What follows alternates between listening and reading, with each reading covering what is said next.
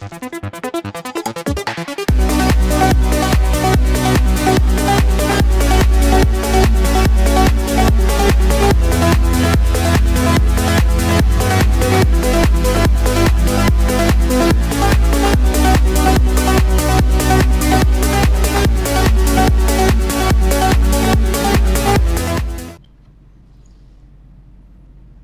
acordás cómo se sentía usar la computadora cuando eras pequeño? Yo también. Lo primero que recuerdo es que esperar el turno para usarla era un sufrimiento sin fin. Primero lo usaban mis padres para trabajar, como una versión moderna de la máquina de escribir, y luego, tras largas horas de padecer, me tocaba a mí. Si tenía suerte, aún me quedaba tiempo antes de ir a la cama. Era un tiempo en el que jugábamos en nuestros patios y jardines, embarrándonos hasta la cabeza, hasta que nos llamaban a bañarnos para luego cenar. Pero sentarse en la computadora se sentía diferente. Sentarse en la computadora era sumergirse en un viaje.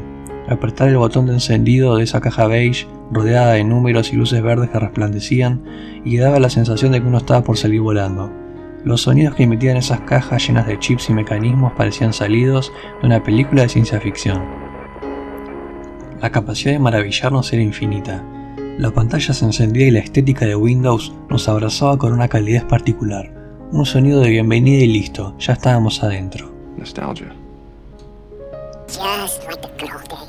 El escritorio desbordaba de iconos llamativos que nos gritaban que hagamos clic en ellos. El de la internet, el de Microsoft Word, maletines, carpetas.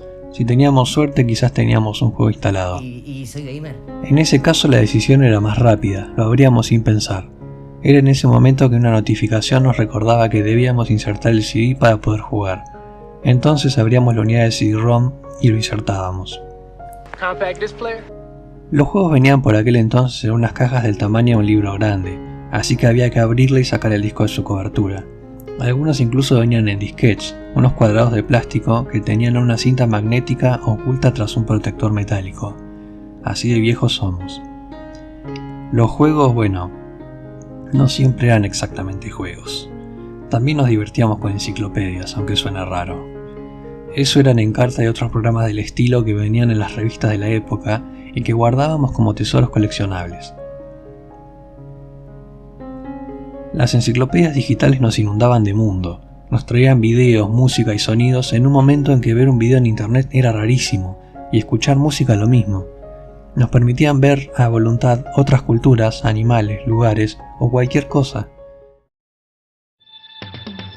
Presentamos la enciclopedia Encarta 98, la enciclopedia multimedia más vendida del mundo, cada año más completa. Después los que sí eran juegos estaban lejos de ser esos desbordes de dinamismo de hoy en día, que demandan una atención hipersensible a los estímulos más pequeños. La mayoría eran point and click, o en español, juegos de señalar y cliquear. Juegos en los que normalmente teníamos un personaje y este se movía o interactuaba con las cosas de su alrededor, y éstas le respondían con alguna animación o interacción. De hecho, es por eso que la mayoría de las cosas que jugábamos tenían esa última característica en el título.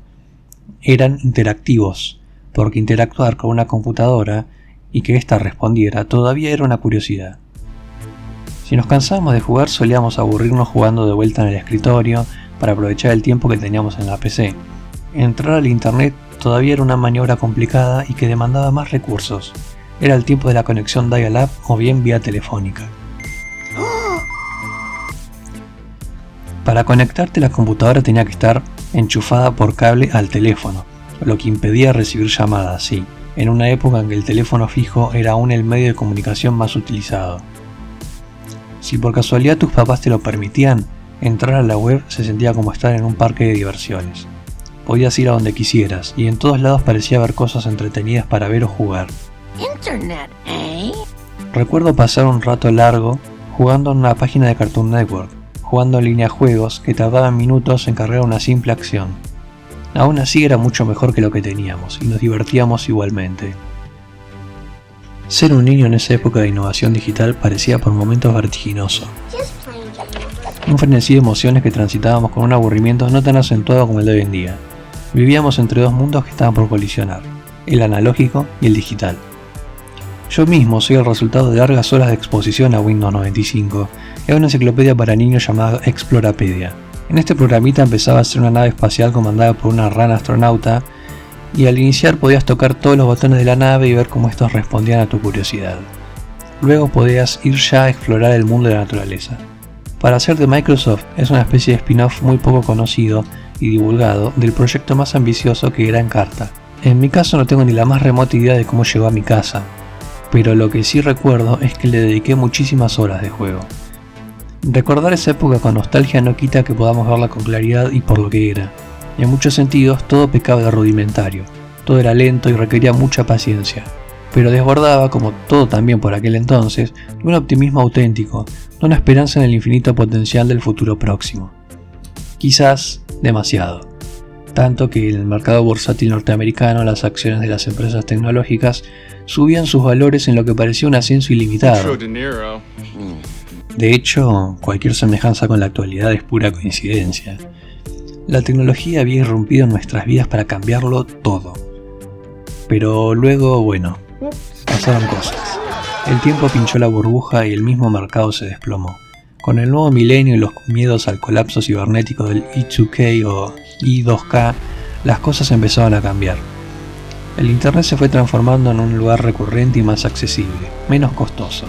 Ahora, gracias a algo llamado banda ancha, la abuela podía llamar a casa sin que la computadora le marque ocupado, lo que dejó más tranquilos a tus padres, pero no tanto como para que te dejen navegar indefinidamente. De a poco iba culminando aquel optimismo inicial. La tecnología se fue insertando en nuestra vida diaria hasta volverse la nueva normalidad. Hoy en día lo que entendíamos por navegación online, una actividad que antes nos llenaba de adrenalina y curiosidad, fue reemplazada por un escroleo agotador. La reacción de un sistema nervioso zombie frente a un contenido repetitivo que, digerido previamente por la fantasía de un algoritmo, se nos ofrece generosamente en cantidades desproporcionadas. Nunca hay tiempo, nunca alcanza, siempre falta ver algo. Abrís 50 pestañas pero nunca llegás a ver todo. Internet es un depósito de la creatividad humana con un potencial increíble. Pero como sucede en las bibliotecas que no hay un bibliotecario, nos falta un curador. Una guía de calidad que nos pueda ofrecer un contenido que realmente valga la pena.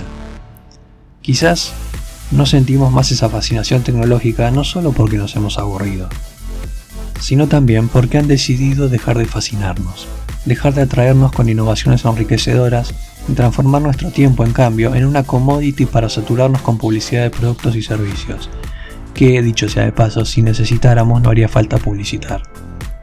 El pesimismo nos inunda. Existe una gran cantidad de material en YouTube que trata sobre exactamente esto. Ya nada se siente igual, ya nada es divertido. ¿Por qué ya no hay contenido de calidad?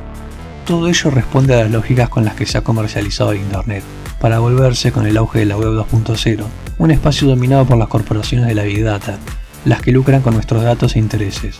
Los algoritmos, que además de estudiarnos procuran mantenernos enganchados, nos cercan el camino para que finalmente transitemos por un pasillo en el que nada desafíe nuestra comodidad.